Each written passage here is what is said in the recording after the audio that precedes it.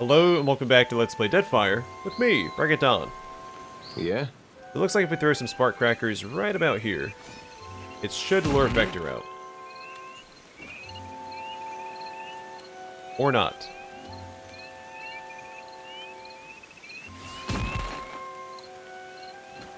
Yep, he is unfazed. Keeping quiet. Well, we've been foiled.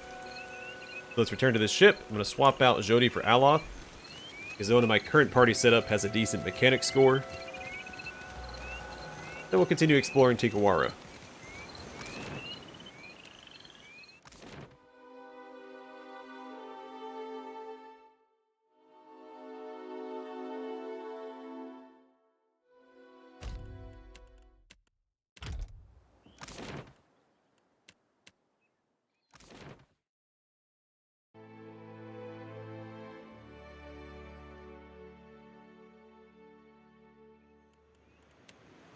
I trust you.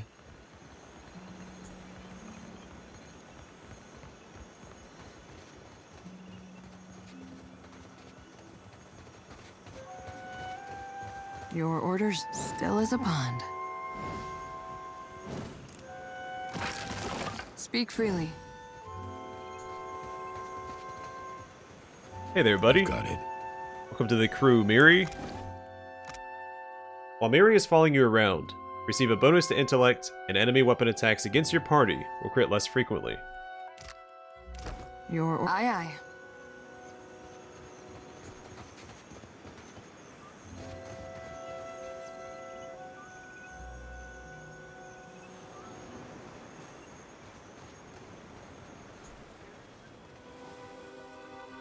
Quit your chirping.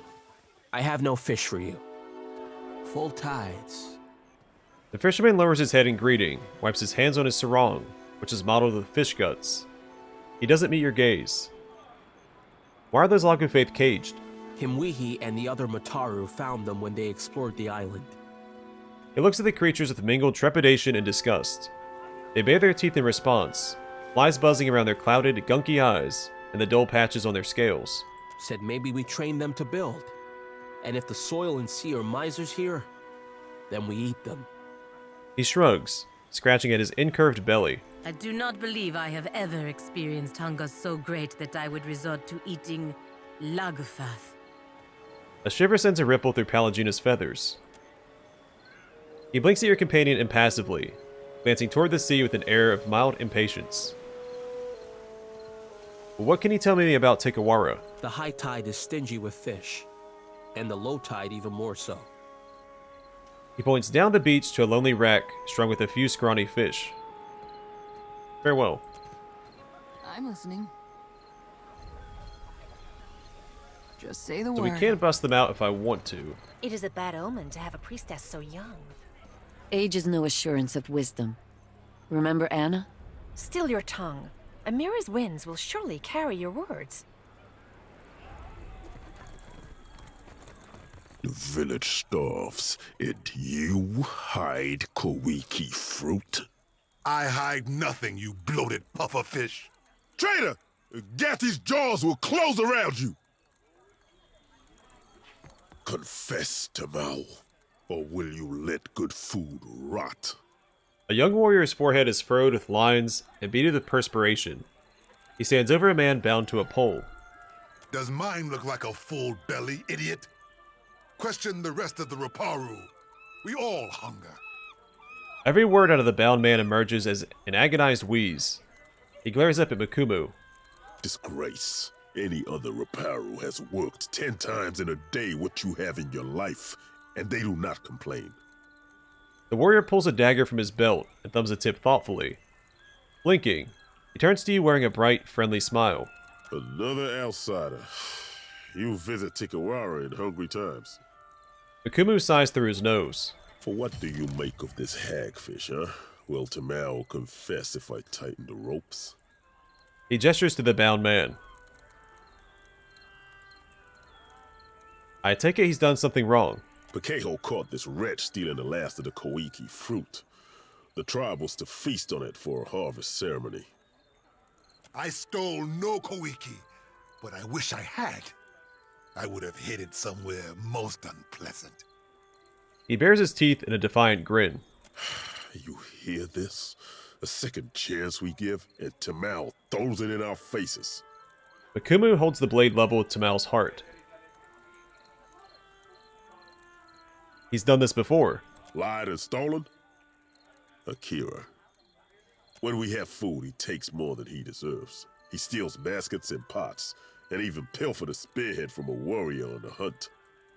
Exasperated, Makumu mops his brow with the back of his hand. I say there is no person in Tikawara who he has not wronged in some way. Maybe no person in the Deadfire.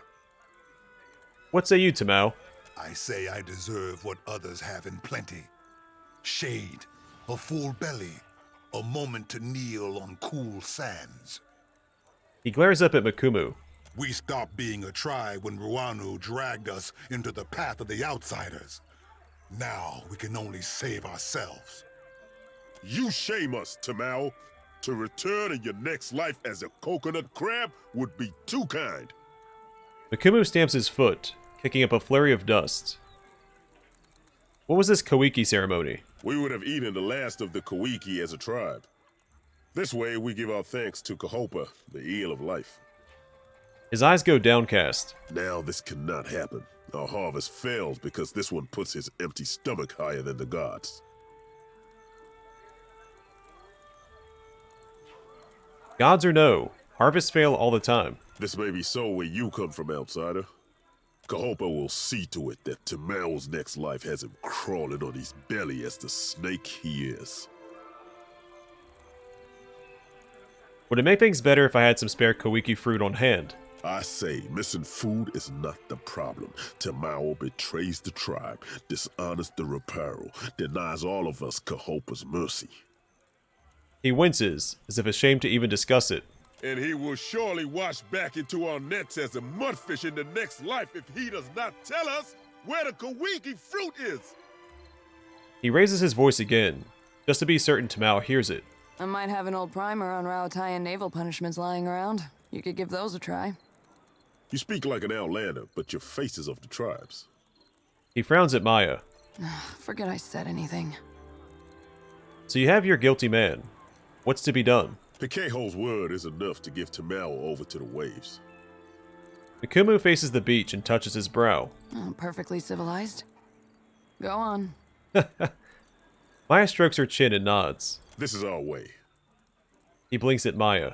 Better to drown as an innocent man than starve with you fools. Tamao spits. Without the forward momentum, it just dribbles on his chin. Makumu turns his gaze away, doing his best to ignore him. Justice does not fill our stomachs or our hearts. It brings the gods no closer to ending this famine. Makumu's hand strays toward his stomach. He glances out to the horizon.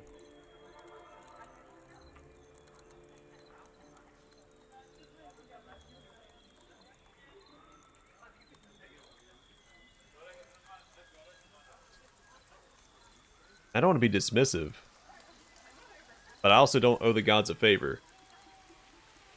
Good luck with your harvest. Until the Kawiki is found, I will delight in prodding this stubborn eel for answers. He touches the point of his dagger, his lips spreading into a broad grin. You are free to question him and your custom, I say. And Piheko, he tarries often by the beach. Makumu nods toward the shore. What do you do here? I am a warrior, like most Mataru. Can you not tell? He poses, standing tall and flipping his blade in his hand. We have little reason to fight on Tikawara, except when the fishermen drink too much of the dwarf man's liquor. But these are only small fights, not like it was on the island we left before, when the pirates, the slave... His expression goes slack. For several seconds, his widening eyes stare blankly into some remembered horror. After a moment, he snaps back. But what did I say? Tikawara does not give in abundance, but there are worse things, Akira. Sounds like he might have PTSD. I'd like to know more about the village. Then you must speak with the Ranger. His lodge is at the top of the hill, past the trading post. Nairi also knows much, but she is quiet ever since. His eyes go wide as he catches himself. He clears his throat. Nairi, she tends the shrine in the northwest part of town, near the statue of Ngati. Yes. He nods rapidly.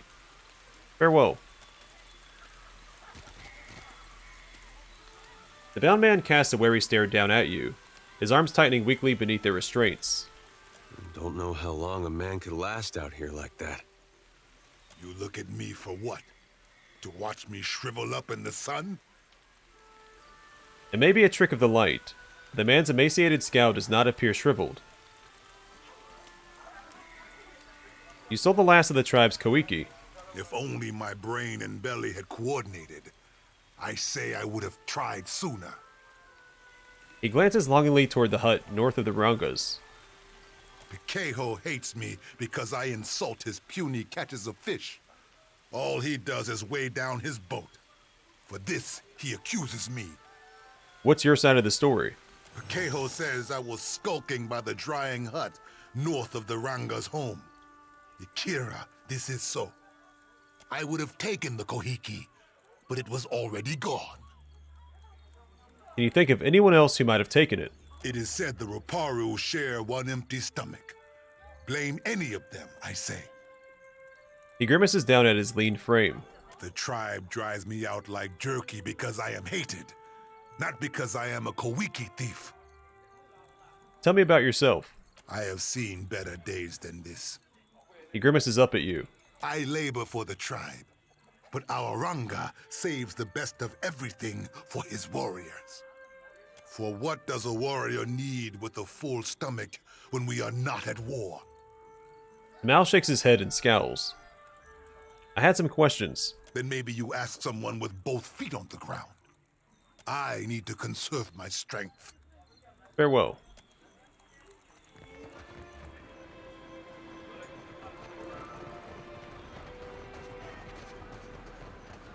You need something?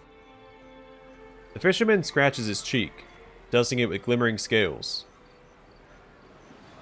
Akumu says you caught Tamal stealing Koiki. Ikira. He pauses and stares at you with wide eyes. Tamau was creeping around the drying hut where we stored Koiki for the ceremony, north of our Ranga's home. He tips his head to gesture away, holding your eye contact all the while. I grabbed Tamau by the wrist and dragged him to Makumu.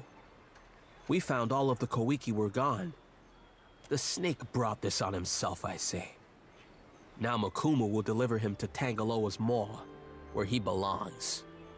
Takeo nods slowly. Did you actually see Tamao with any Koiki? Ikira, it is as I said. Tamau was near the Koiki hut. He blinks at you. Stuffing his face, I say. And if he will not admit it in this life, he will pay in the next one. Can you think of anything that might help me find the Koiki? He shakes his head, his eyes turning downcast. I know that Makumu wished to give the fruit to Ngati with a prayer to pull back her furious storms. Actually, Makumu told me the Koiki were for a harvest ritual. He opens his mouth to retort, but closes it and hangs his head. It is said the gods piss on the souls of liars before sending them back to Aora as krill. Tamau stole no Koiki. So even without the bluff, we would have figured this out during this conversation. Kahopa must have made Tamau from sand lice, because he gives nothing to the tribe, only takes. Tamao isn't the one implicating an innocent man. Tamau is as innocent as a skulking tide-pool worm. Takeo spits forcefully to the ground. He hates the tribe.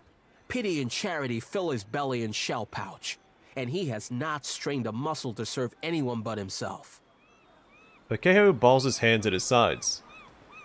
Knowing this does not bring the Koiki back to the drying hut, but it will help to heal the tribe. Would Makumu accept your retraction without Koiki to prove it? No. He wants the Koiki and the guilty. So do we all, I say. I cannot say if the true thief covered their tracks, since Makumu never looked for clues. Takeo shrugs and calmly brushes sand off his foot. But the drying hut? Ikira, in his sandals, this is where I would look.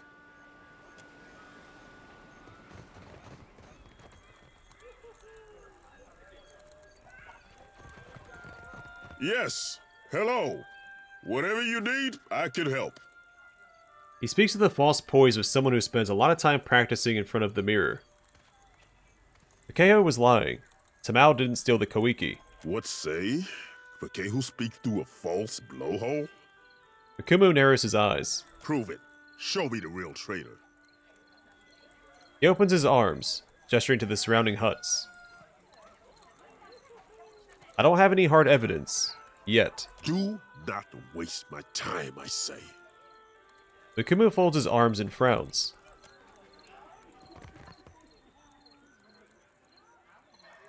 Nodding to you in recognition, Tamao sighs and rolls his head to the side, waiting for you to speak up. No news yet. Step back, all of you.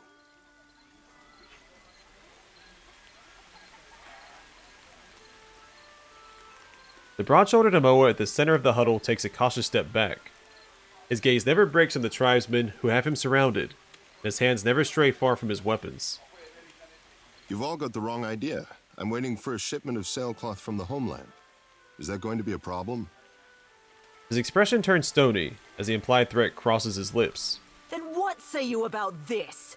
Coded gibberish, or I'm an Orlin. Someone from the crowd tosses a sheaf of papers to the ground by Harama's feet. The assembled tribesmen mutter their assent. Damn it. He's about 2 seconds away from starting a brawl. I've got to step in. Maya furrows her brow.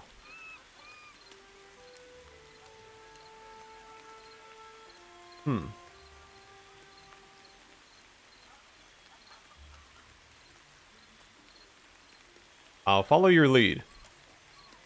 She clears her throat loud enough to turn heads in the direction of your party.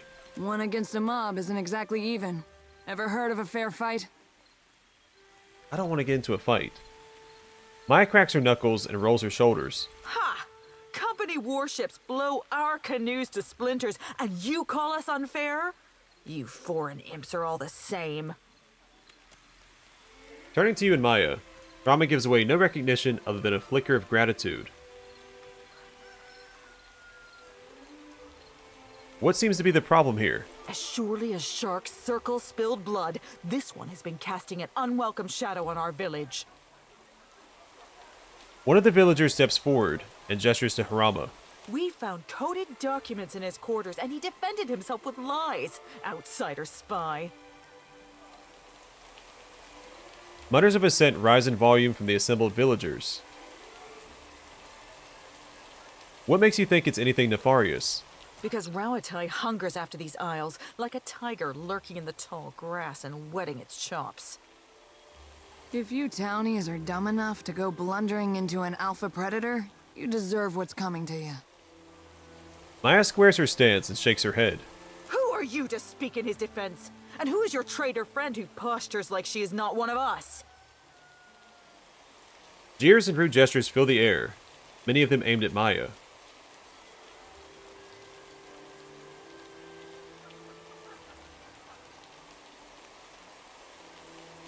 I've done good by your people, if you would but remember my face. Whispers spread among the group as the fighters struggle to recall from where they recognize your features. You hear the muted ripple of agreement smother their suspicion. Harama, we will have eyes on you. Cause no trouble. The leader of the gang points from his eyes to Harama's, and then signals the rest to depart.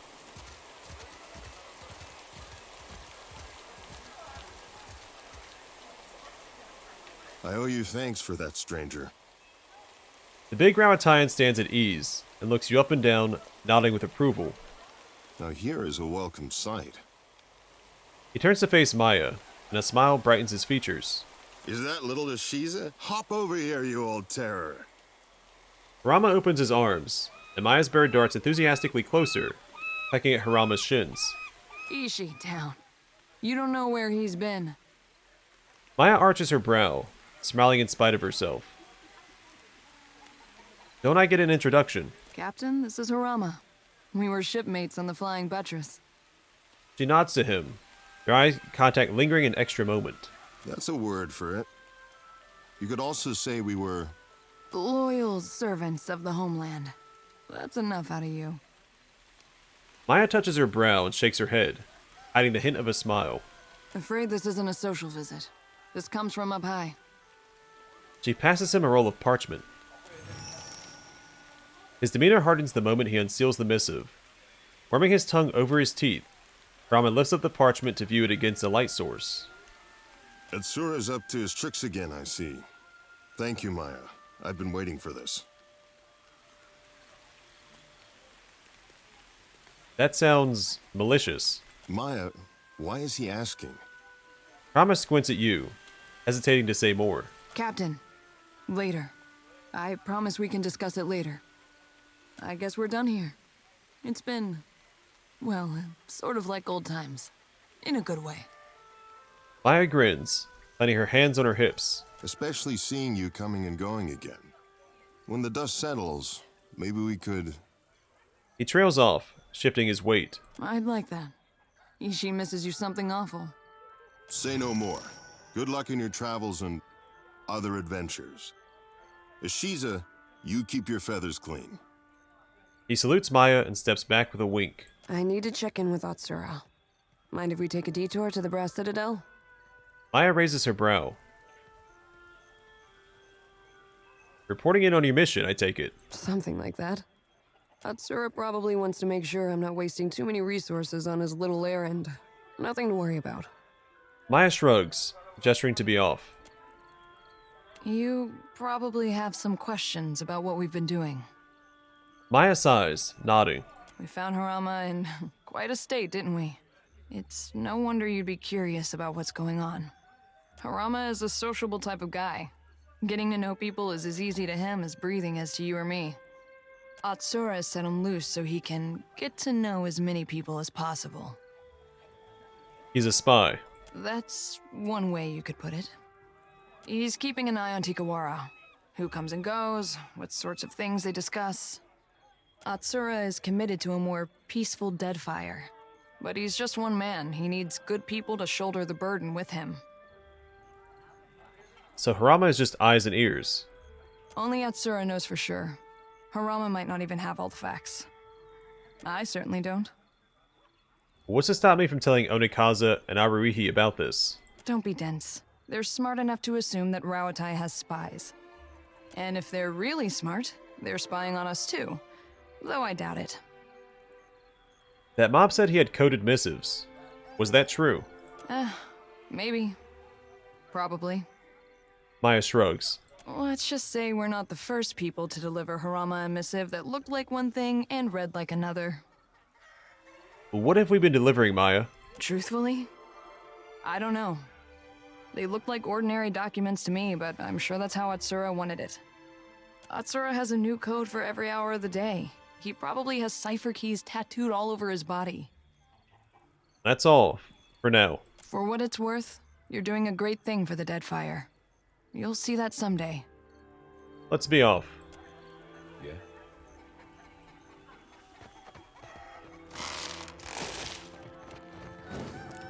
Ishii.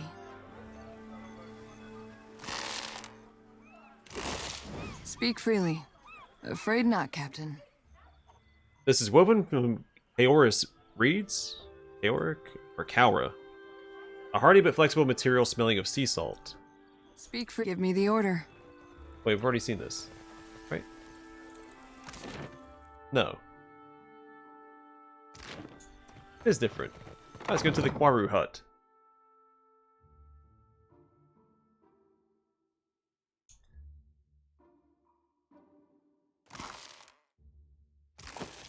Your orders? Still as a pond.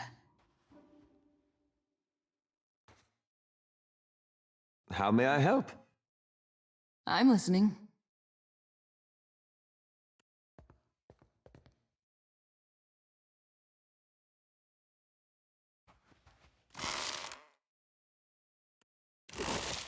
Aye, aye.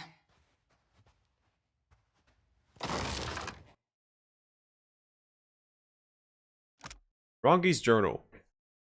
If not for the food shortage, Ruanu would ask for what I bring so many crabs from the beach. They take to this stand at midnight and scuttle around my feet, as hungry as the rest of us, I say. The work is difficult enough without them pinching my ankles and going after the prize. I thank Ngati for every day that Ranu does not ask. The shore warms by day and cools by night. This will get the job done, and even Kahopa may forgive me. Only at midnight can I check. Someday the tribe will know what I do, but until that day, Ikera, no one may know. In the meantime, I say the beach is so lonely. Captain? The Samoa man seems lost in thought. His clothes are neat and clean, but he's tugging on the fringe of his sash, which is worried into a long, loose thread. He looks up at you, his bleary eyes suddenly sharp and alert. What say? You are new to Tikawara? He nods, looking you up and down. What do you do here? I weave baskets and mats, strong and soft, just as my mother's cousin taught me. He smiles with real pride. In the afternoon, I will go to the trading post to sell them. Of course, all that I earn goes back to the Ranga first. This is prize share. He rushes to add the latter part. Prize share. Ikera, we trust in our Ranga to dispense our food, goods, and coin to the tribe. The Mataru get the best of all, and then the Kwaru. The Raparu share what is left among themselves. Mukumu sees to it that Tamao is made an example of what breaking prize share looks like. Rangi frowns to himself. Do you know anything about the missing Kawiki fruit? Only that Tamao has slept like a fat tortoise, while the rest of us chew on reeds to fool our bellies. Rangi folds his arms. Ikera, no one could be less surprised. Tamao had this coming. You don't seem particularly upset about it. Guilty or no, being tossed to the waves is what Tamao deserves. I have no tears for him. He complained until the Ranga gave him my finest mats, and then left him out for the sport of beasts. Let the gods sort him. Rangi's lip curls back, but he holds his composure steady. So even if Tamao is innocent, you don't care. The tribe has challenges enough without Juana eating from each other's plates. Flaring his nostrils, Rangi glances away from you. You overstep for a stranger, an outsider. I say you should go back to the shore that welcomes you. He turns away and says no more. I see your feet will not let you stay in one place. His lean face has the pale, clammy sheen of a fish belly, but he forces a smile. I weave basket in the afternoon, of course. All that I earn goes back. Ikera. I'm listening.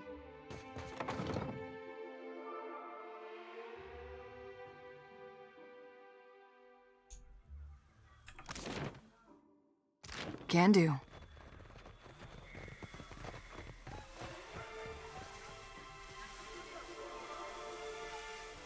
Let's read these. I'm gonna go up here and grab this. That's very hard to see.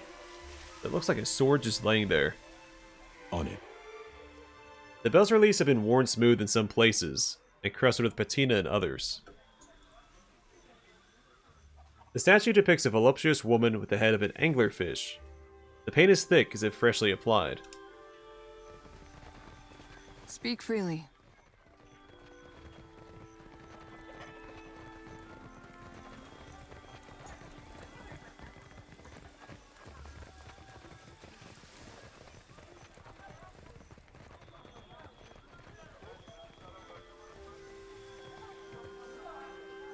Chloe.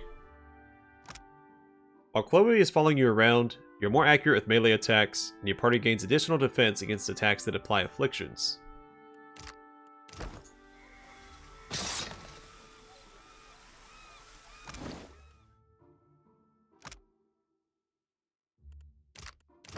You were saying, give me the order. Just a fine sword.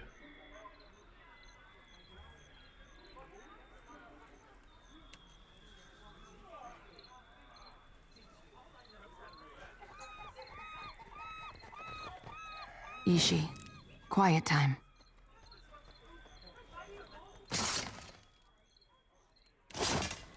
Viewers can do.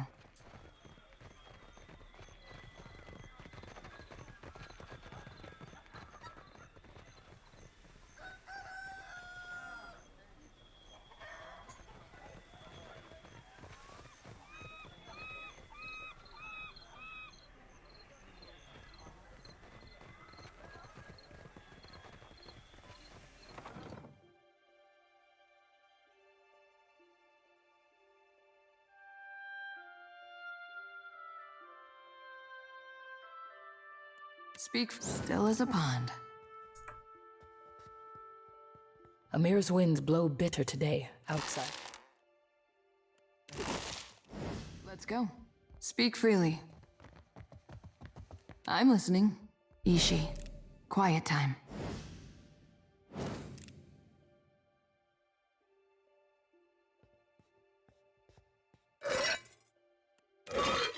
I'm listening. Will do.